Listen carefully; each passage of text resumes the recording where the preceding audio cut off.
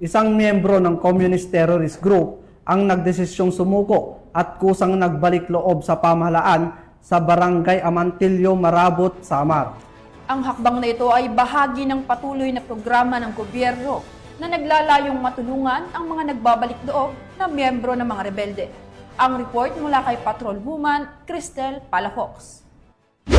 Voluntaryong nagbalik loob sa pamahalaan ang isang miyembro ng Communist Terrorist Group sa Barangay Amantillo, Marabot, Samar. Ang pagbabalik loob ay resulta ng matagumpay na pakikipagnegosasyon at panawagan ng mga tauhan ng 2nd Samar Provincial Mobile Force Company kasama ang Regional Intelligence Unit 8 at 802nd Maneuver Company Regional Mobile Force Battalion 8. Samantala, nakatanggap naman ang nagbalik loob ng agarang tulong pinansyal at food packs mula sa mga kapulisan. Ang nasabing surrendery ay nasa kustodiya na ng 2nd Samar PMFC para sa dokumentasyon ng kanyang pagsasailalim sa programa ng ating pamahalaan na Enhanced Comprehensive Local Integration Program o ECLIP. Patuloy naman ang pagbibigay ng tulong at suporta ang ating gobyerno sa mga nais magbalik loob sa ating pamahalaan sa pamamagitan ng mga programa na naglalayong magbigay ng bagong simula sa kanilang mga buhay. Mula dito sa Police Regional Office 8, ako ang inyong PNN correspondent, Patrolwoman Palafox, alagad ng batas, tagataguyod ng Balitang Pulis.